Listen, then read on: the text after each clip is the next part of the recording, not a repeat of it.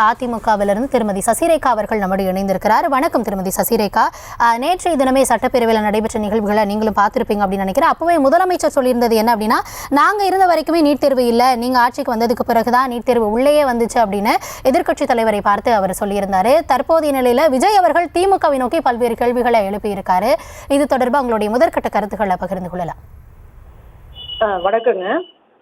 இதுங்க முதலமைச்சர் ஒரு சட்டமன்றத்திலேயே பொய் சொல்லக்கூடிய ஒரு ஆட்சி அப்படின்னாக்கா அது இந்த திமுக ஆட்சி, விடியா திமுக ஆட்சி தாங்க. நாங்க இந்த நீட் தேர்வுக்கு பல முறை எங்களுடைய கழக பொதுச் செயலாளர் அண்ணன் எடப்பாடியார் அவர்கள் மிக தெளிவான விளக்கங்களை கொடுத்து விட்டார். 2009-10 காலகட்டத்துல பாராளுமன்றத்துல நீட் தேர்வு காந்தி செல்வன் இவர்களுடைய திமுக மத்திய இணையமைச்சராக அவர் இருந்த போதுதான் கொண்டு வரப்பட்டதுன்றது நாடறிஞ்ச விஷயம். இதுல எந்த ரகசியத்திற்கும் இடமே கிடையாது.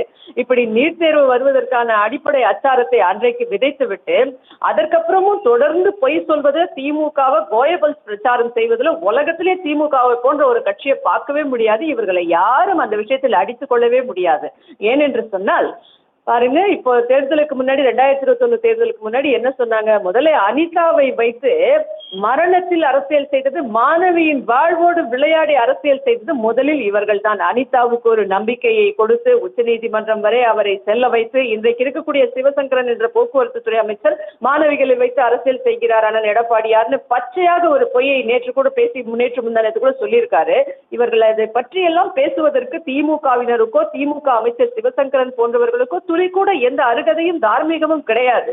ஏனென்றால் அன்றைக்கு அனிதாவுக்கு ஒரு நம்பிக்கையை ஊட்டி அவர் மரணிப்பதற்கு காரணமே இந்த திமுக அரசாங்கம் தான். நீட்டை வைத்து மாணவிகளை வைத்து அன்றைக்கு அரசியல் செய்தார். திருமதி சசிரேகா, அதாவது நேற்றைய தினமே முதலமைச்சர் குறிப்பிட்டிருந்தது என்ன அப்படின்னா, மறைந்த முன்னாள் முதலமைச்சர் ஜெயலலிதா இருந்த வரைக்கும் தமிழகத்திற்குள்ளாக நீட் வர முடியல. ஆனா எடப்பாடி பழனிசாமி அவர்கள் முதலமைச்சராக இருந்தபோதுதான் நீட் உள்ள வந்தது அப்படின்றது மட்டும் இல்லாம, எடப்பாடி பழனிசாமி அவர்கள் ஆட்சியில தான் தமிழக மாணவர்கள் முதன்முறையாக நீட் தேர்வையும் எழுதினாங்க அப்படின்ற குற்றச்சாட்டுகளும் முன்வைக்கப்படுது. இது எப்படி பார்க்க மட்டுங்களா? Supreme court உத்தரவுங்க. பல மாநிலங்களுக்கு 3 ஆண்டு அன்னைக்கு 2017 வரைக்கும் அம்மா விலக்கு வாங்கி வைத்திருந்தார்.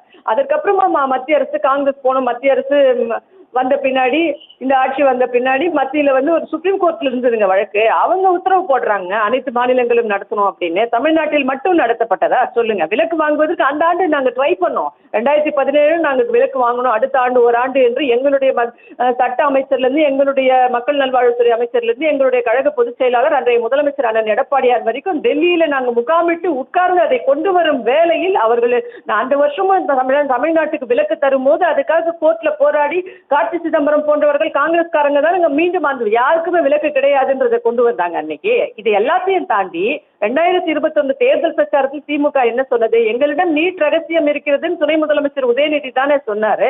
நாங்கள் வந்தால் ஒரே கையெழுத்துல இல்லாம பண்ணிடுவோம் அப்படின்னு சொன்னாங்க. அதுக்கப்புறம் இப்ப என்ன சொல்றாங்க? நாங்கள் ஆட்சிக்கு வந்தால் நாங்க திமுக ஆட்சிக்கு வந்தால் நீட் ரத்து செய்யப்படும்னு சொன்னாங்க. அதுக்கப்புறம் இப்ப போற பாராளுமன்ற தேர்தலில் இன்ன வரைக்கும் என்ன சொல்லிட்டு இருக்காங்க? எங்களால முடியாது, கை விரிச்சுட்டாங்களா சட்டமன்றத்துல நேற்று முதலமைச்சர், அது மத்திய அரசு தான் செய்ய வேண்டும், வரும்போது பார்க்கலாம் அப்படின்ட்டாங்க. இது என்ன மாதிரியான நிலைப்பாடு? அப்ப எதுக்கு அப்படி சொன்னீங்க? அந்த ரகசியம் என்ன ஆச்சுன்னு துணை முதல்வருக்கு ஒரு கேள்வி மக்கள் கேட்கிறாங்க, மாணவர்கள் கேட்கிறாங்க, மாணவிகள் கேட்கிறாங்க. நாங்கள் ஆட்சிக்கு வந்தால் ரத்து செய்வோம்னு சொன்னீங்க, அது அப்போ எது சொன்னீங்க? பொய் வாக்குறுதிகள் தானே இது அத்தனையும். இதை ஏமாற்றாதே ஏமாறாதேன்னு யார் சொல்றதுலுமே என்ன தப்பு இருக்க முடியும்? மாணவிகளே அதைத்தானே சொல்லிட்டு இருக்காங்க. இன்னைக்கு இது சரியான ஒரு விஷயம் தானே மக்கள் கேட்கின்ற கேள்வி என்பது. இன்னைக்கு நீட் வரும்போதும் நீங்க தான் இருந்தீங்க. அதுக்கப்புறம் நீட் நாங்க வந்தா கொண்டு வந்துருவோம், நாங்க வந்த போது ஆட்சிக்கு வந்துட்டோம்னா நீட் விலக்கு உடனடியாக கொண்டு வரப்படும் எல்லாம் வாயில வடை சுட்டு விட்டு இன்றைக்கு எங்களால் முடியாதுன்னு கைவிரிப்பதுன்றது என்ன மாதிரியான அரசியல்? அப்ப எதுவுமே தெரியாம பொய் வாக்குறுதிகள் தானே. திருமதி சசிரேகா, இந்த தருணத்தில் இணைந்து இது தொடர்பான உங்களுடைய கருத்துக்களை பகிர்ந்தோம். மிக்க நன்றி.